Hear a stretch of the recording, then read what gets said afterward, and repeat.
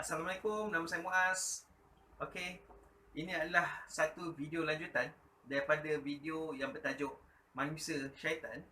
Kali ini saya nak buat tajuk yang bersiri, iaitu Manusia Tuhan. Okey, kalau manusia syaitan ialah seorang yang suka memudaratkan sesuatu, apakah pula definisi manusia Tuhan? Ini adalah bukan apa benda yang saya rasa dalam saya punya fikiran, dan ini adalah tertakluk kepada apa benda yang saya faham sahaja. Manusia Tuhan ni saya suka definisikan kepada orang yang suka buat keputusan atas dasar apa benda yang dilihat oleh mata kasar dia. Contohnya, seorang manusia bila dia menentukan apa yang selayaknya patut untuk saya.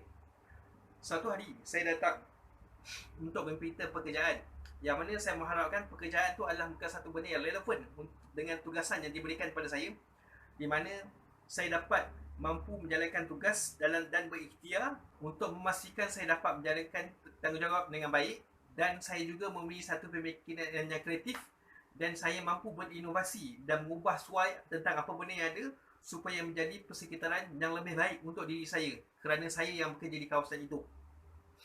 Dan datangnya seorang orang yang jawatan yang besar, yang mana dia melihat saya dan melihat tentang sejarah kehidupan saya dan mengatakan bahawa ini yang kami expect daripada kamu, ini yang kami harapkan daripada kamu, dan ini adalah apa benda yang saya nak daripada kamu, dan cukuplah pada kamu untuk ada tentang sesuatu yang saya dah tentukan. Ini adalah bukan salah satu cara macam mana dia memaksa saya menerima sesuatu. Dan apa benda yang bermain dalam fikiran dia ialah, jika dia menyuruh saya melakukan sesuatu yang lebih, dah tentu bayaran yang perlu saya terima adalah satu bayaran yang tinggi.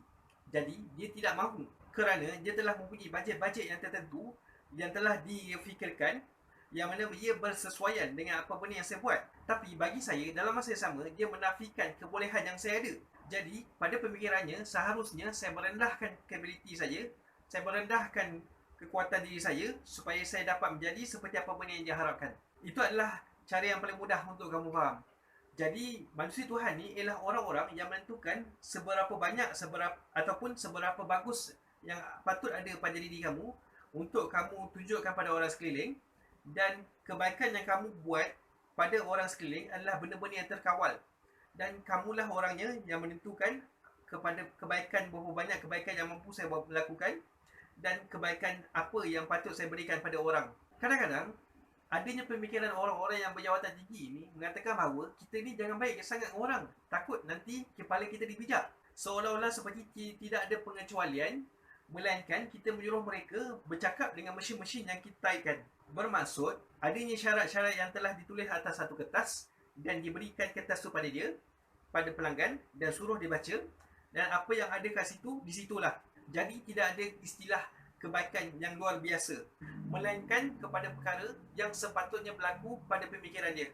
Jika Allah SWT telah menulis qada dan qadar pada kehidupan kamu, Allah SWT tahu tentang apa benda yang akan berlaku, dan dialah sahaja yang memiliki pengetahuan tentang masa depan, tentang apa yang akan kamu lakukan. Samalah seperti mereka yang expect sesuatu, yang mengharapkan sesuatu seperti apa benda yang mereka harapkan. Yang mana pada pemikiran diorang, inilah sepatutnya benda yang patut berlaku, dan semuanya harus mengikut pada pemikiran mereka, tanpa adanya dugaan-dugaan pada mereka yang mana mereka nampak seperti sesuatu yang menyusahkan.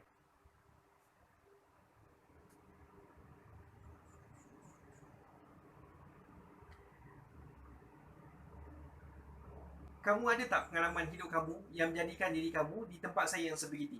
Jadi apa yang lebih susah? Manusia syaitan ataupun manusia Tuhan? Apa yang lebih teruk? Kalau manusia syaitan, mudahlah kita mengenal kerana mudarat yang datang pada diri kita. Tapi manusia Tuhan sangat mudah bermain dengan kata-kata, membuatkan orang sekeliling sukar untuk membantah mereka. Tetapi mereka hanya menggunakan bual bicara yang berkaitan dengan masyarakat sekeliling. Maksudnya, apa benda yang kita nampak pada masyarakat dan banyaknya berlaku sesuatu yang sebegitu, itulah apa benda yang dia perkatakan dan diulang-ulang, dan alasan yang digunakan untuk membuatkan diri mereka tidak dimantah. Bermaksud, kalau orang lain boleh buat macam tu, kenapa dia tak boleh buat macam tu? Kalau orang lain, bos-bos orang lain boleh menekan pekerja-pekerja mereka, kenapa saya tidak boleh membuat begitu? Kerana bila pekerja-pekerja ditekan, dan itu adalah merupakan lumrah kehidupan realiti orang zaman sekarang, dan ini adalah kategori dikatakan sebagai norma kehidupan yang baru. Tidak ada bermasalah untuk hati-hati mereka yakin dengan apa benda yang mereka buat. Dan sekarang ini telah menjadi satu budaya bagi orang sekeliling untuk berbuat seperti orang lain. Jika orang lain ada kesusahan, kenapa kita tak nak susah? Jika kita melihat ramai orang sekeliling ditekan, kenapa kita tidak boleh ditekan? Dan inilah permainan manusia Tuhan yang menjadikan diorang seolah-olah seperti pemegang kepada syurga dan pemegang kepada neraka. Seolah-olah mereka pula yang menentukan apa selayaknya bagi kita, sama ada kita harus dibahagiakan dengan sesuatu ataupun kita harus hidup dalam keadaan yang pucar kacir. Dan perbicaraan tentang manusia Tuhan ni memang banyak lagi explanation je lah, memang banyak lagi penjelasan dia dan bermacam-macam cerita, dan begitu banyak boleh diperkembangkan sehingga kita benar-benar melihat mereka baik dengan pandangan mata kasar ataupun sesuatu yang tersirat. Jadi apa pula penentangan kita kepada golongan-golongan macam ni? Apakah cara yang sesuai untuk menasihati mereka supaya mereka tidak bertindak demikian? Apakah dilema terutamanya di kalangan pekerja-pekerja di mana mereka harus menguasai begitu ramai orang dan agak mustahil bagi mereka untuk bercakap dengan setiap seorang yang perlu mereka jumpa? Bagaimana pula pengalaman anda? Bagaimana pula dengan pendapat yang anda boleh berikan ataupun nasihat ataupun sekadar perkongsian cerita? Adakah ada benda yang ada dekat dunia ni yang masih layak untuk diperjuangkan? Adakah anda merupakan satu wira dan wirawati yang menjadikan diri anda sebagai seorang pemimpin yang baik, yang mampu memimpin kami dengan cara yang lebih baik? Wallahualam. Apa-apa pun kita akan nantikan hero kita di masa akan datang nanti, dan saya sentiasa berharap untuk menjumpai suatu ketua yang sangat saya hormati, yang sangat saya dapat ikut. Tetapi jika saya sangat dibantah oleh orang, kenapa saya sendiri tak menjadikan diri saya ketua? Kenapa saya hanya menantikan orang lain? Jadi, lihat tak apa benda yang kamu buat? Kenapa saya dipaksa untuk menjadi orang yang saya tak mampu? Kalau saya jadi leader, dah tentu dah ramai orang yang mengikut saya. Betul tak? Subscriber saya pun baru 44 orang. Saya bukannya orang yang diberi jawatan. Saya bukannya orang yang diberi gaji yang tinggi. Adakah kamu menjadikan diri kamu sebagai Tuhan? Yang mana kamu yang menentukan bagaimana seharusnya kehidupan yang saya patut miliki? Kamu patut bertanya saya tentang apa benda yang saya mampu, dan hanya kata-katalah yang saya mampu berikan untuk buat masa ni. Saya sedang mencari kekuatan saya sendiri, dan saya sentiasa cuba untuk berusaha untuk mencari rakan seperjuangan yang sama-sama berjuang dalam hal ni. Adakah kamu ingin menjadi rakan seperjuangan saya? Adakah kita boleh diselarikan dengan sesuatu? Ada tak pendapat-pendapat yang sama? Ataupun cabaran-cabaran yang awak ingin berikan pada saya supaya saya dapat menjadi orang yang lebih baik lagi daripada sebelum ni?